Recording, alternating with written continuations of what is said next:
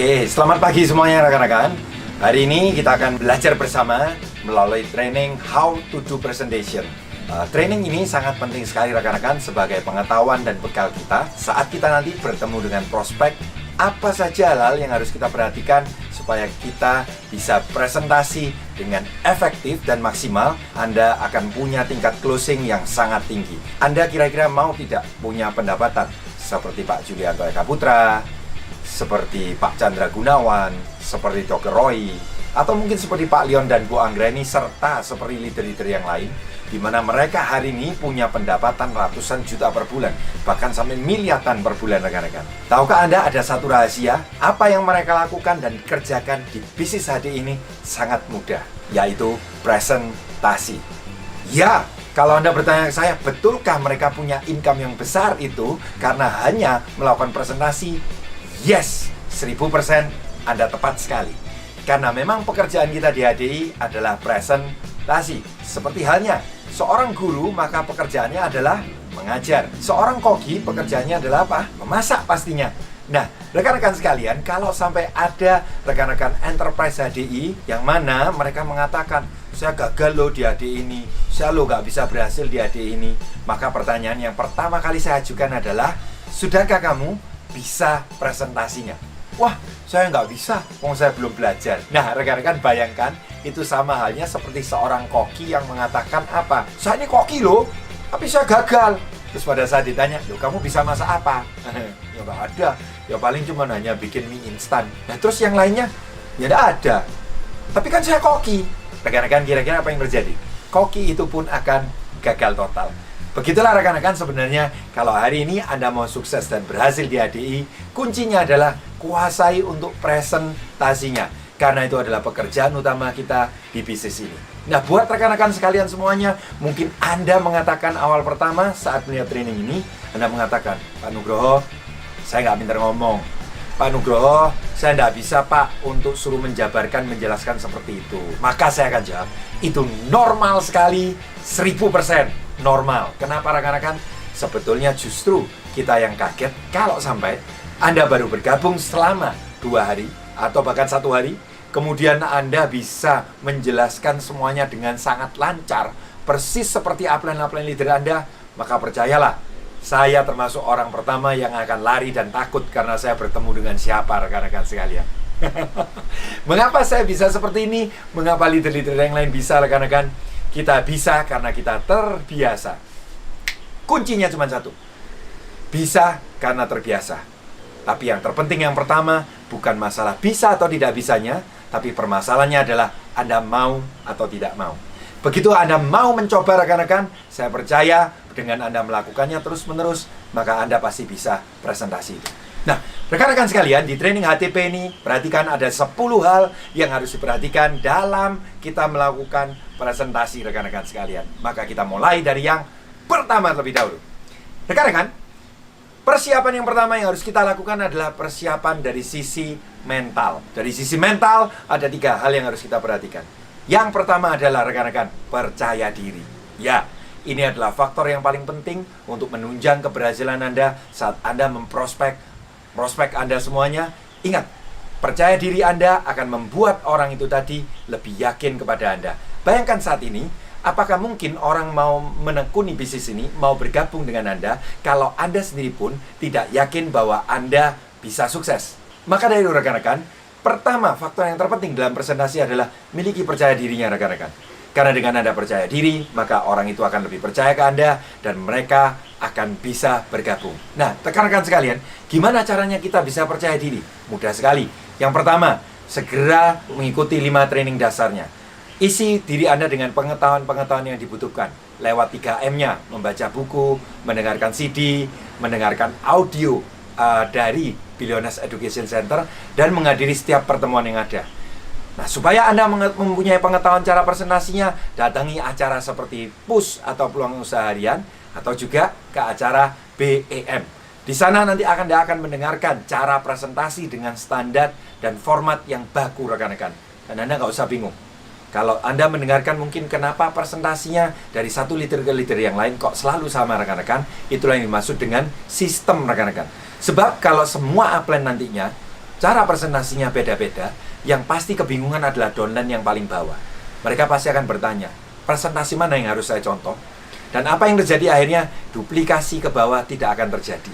Itulah kenapa rekan-rekan, pertama, Anda isi diri Anda dengan pengetahuan-pengetahuan yang dibutuhkan untuk Anda bisa presentasi. Dan untuk percaya diri, yang kedua, rekan-rekan lakukan segera yang namanya role play presentasi. Apa itu role play presentasi?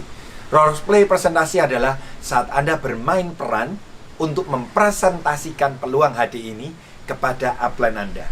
Memang kelihatannya terkesan lucu dan konyol. Kenapa? Upline kita sudah tahu semua, tapi kita presentasi upline kita.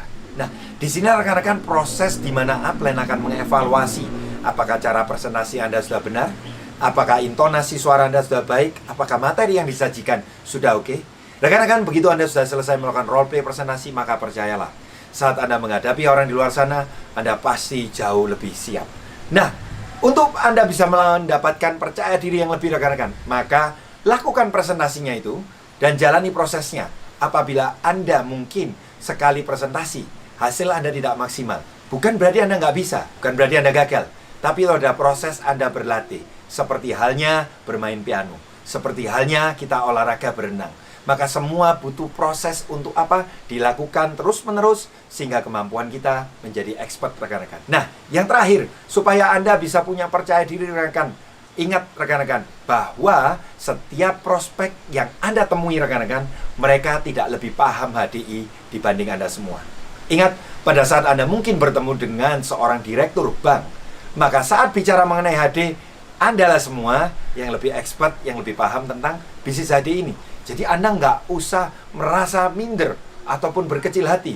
Karena saat ketemu dengan manajer atau direktur bank itu sendiri, maka kita akan membicarakan mengenai HDI. Dan pada saat bicara mengenai HDI, maka Anda lebih expert.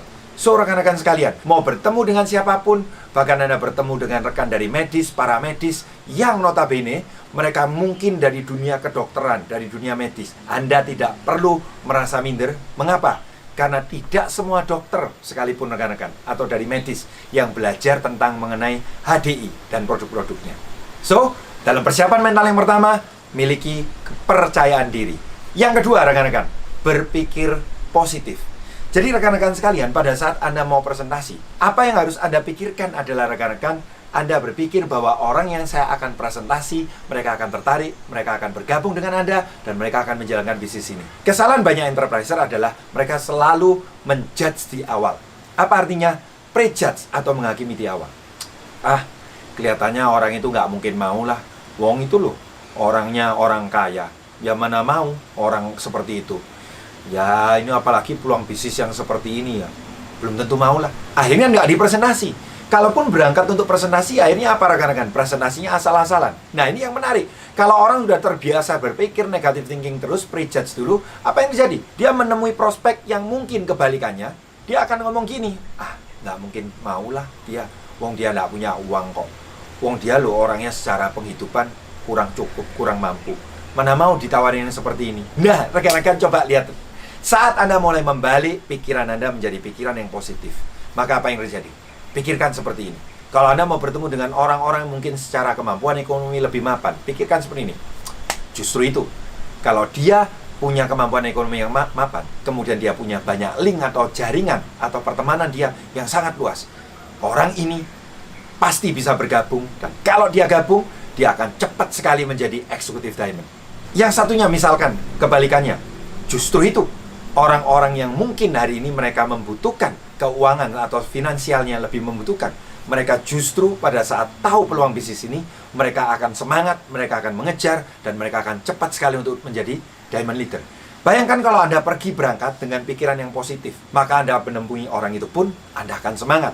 Anda menemui orang itu pun, Anda akan menjadi antusias. Nah, buat teman-teman sekalian, berpikirlah selalu positif rekan-rekan sekalian. Anda adalah apa yang Anda pikirkan. Kalau Anda berpikir tidak bisa, maka tidak bisa.